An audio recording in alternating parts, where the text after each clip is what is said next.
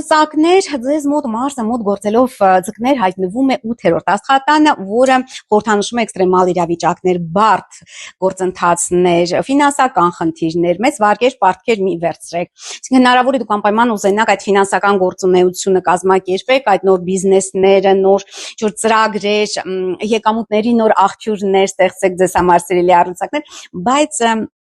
8-րդ տունը եւ նամանավանդ խավարումների միջանցքի ֆոնին եւ Մերկուրի հետ ընթաց Մերկուրիի ֆոնին անգամ էլ բարենպաստ չէ, բայց հնարավոր է ձեր զուգընկերների կամ գործընկերների եկամուտները աճեն։ Նաեւ անշարժ գույքի հետ կապված որոշակի փոփոխություններ տեղի կունենան առուցակների մոտ,